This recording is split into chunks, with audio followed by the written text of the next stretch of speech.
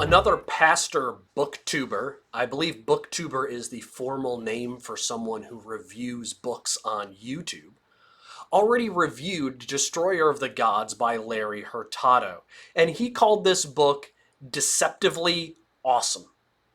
And I couldn't agree anymore. A book on early Christian distinctiveness.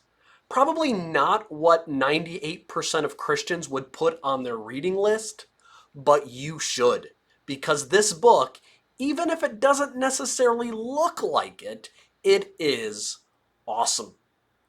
Welcome to Rev Reads, your home for Christian book reviews from the perspective of a pastor. If you are new to the channel and you want to discover more eye-opening and revelatory reads, please subscribe to the channel so that you can stay up to date with our most current reviews. And if you're a regular to the channel, please like this video, share it on your social media.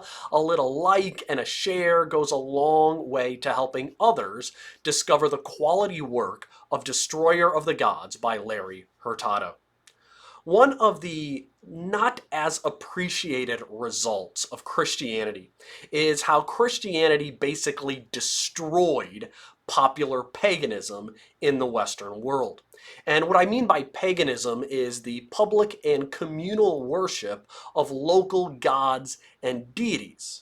Before Christianity, every town, every area in the West had their own gods. Now, there are the gods that we all know about, like the Greek and Roman gods such as Zeus or Hera or Hades. And then there's the Egyptian gods like Ra. But Hurtado speaks of these gods that go by the term of Lares. And I have no idea if I'm pronouncing that word right, so I'm going to put it on the bottom of the screen. Everyone had these local deities, these Lares, that oversaw the daily aspects of life. Their roads, their bridges, their wells, their animals, every little aspect of daily life. Think of the Catholic view of angels and saints, and it's kind of similar to that. But everyone had these gods, and they prayed to them and sacrificed to them. They even slept with their cult prostitutes, all doing these cultish behaviors in order to curry more favor for everyday life from these gods.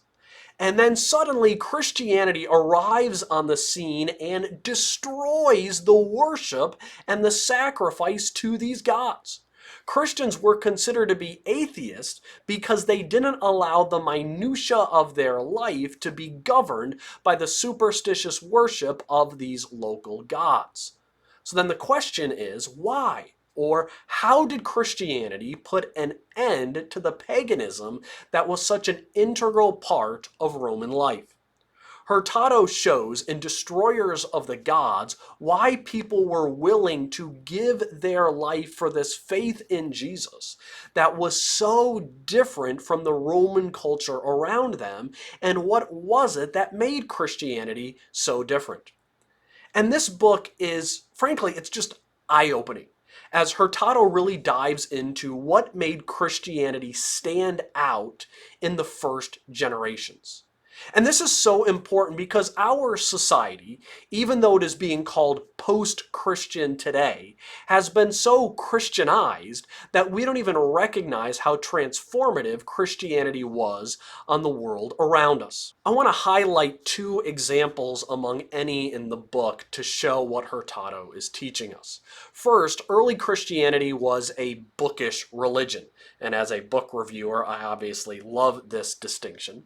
While the religions of Rome were focused on altars, incense, and ceremony, Christianity was focused on reading, writing, reciting, and copying books. The primary focus was the writing of the Jews that we know today as the Old Testament, and then the records of Jesus Christ and the letters of his apostles, which would then become the New Testament. The prominence for writing and copying and reading texts had no comparison among the pagan religions of the Roman world. In order to aid in the public reading of Scripture, Christian works either created or popularized elementary punctuation, enlarged spaces to signal sense units, such as sentences and paragraphs, slightly enlarged initial letters of each line, and other devices. The reason we have grammar that aids in reading and writing today is because it was brought about to aid in the oral reading of Scripture in the early church. And if you enjoy reading books today, you should thank the church, because early Christianity pushed forward the transition from scrolls to books, which allowed writings to be copied, stored, and transported with far greater ease and far less cost. Christianity was a religion of the book, and it changed the way the world saw, and the way the world handled, and the way the world read books. Christianity was also the first religion to teach ethics and morality.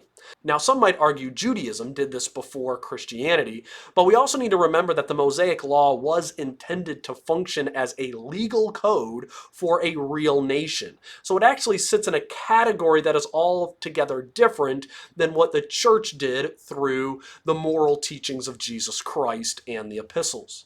But the distinction between Christianity and the other religions was that at that time, paganism, by and large, didn't care how you lived.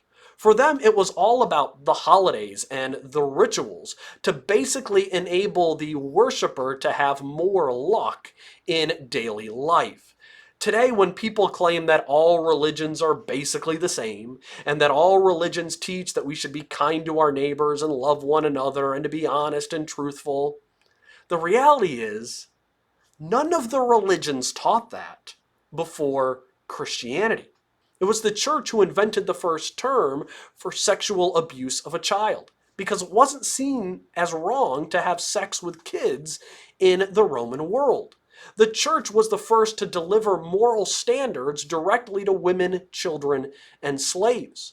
Other non-religious moral codes were simply directed with all of their commands given to men.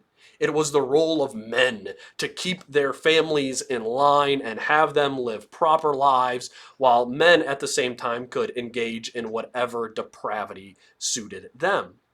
But the church brought dignity to children, women, and slaves by speaking directly to children, that children should obey their parents, directly to wives, that wives should submit to their husbands, directly to slaves, that slaves should obey their masters. This was the first moral teaching that gave women, children, and slaves the value of being spoken to as people made in the image of God.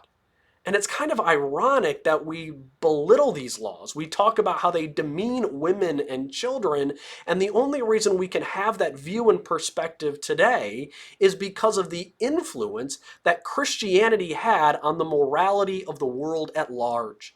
And we don't see how groundbreaking passages such as Ephesians 5 and 6 were on the Western world.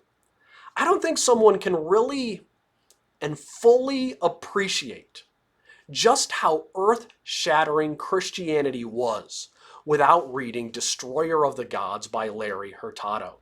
Because we live in a world that has been so Christianized, even if our culture is trying to run away from Christianity as fast as it can, we live in a world that's been so Christianized that we can't fully comprehend just how much faith in Jesus Christ changed the world, or why it was that those first generations of Christians were willing to suffer and die as believers in Jesus Christ. So I highly encourage that you read Destroyer of the Gods by Larry Hurtado, so that you can see just how remarkable and just how world-shaking Christianity truly is.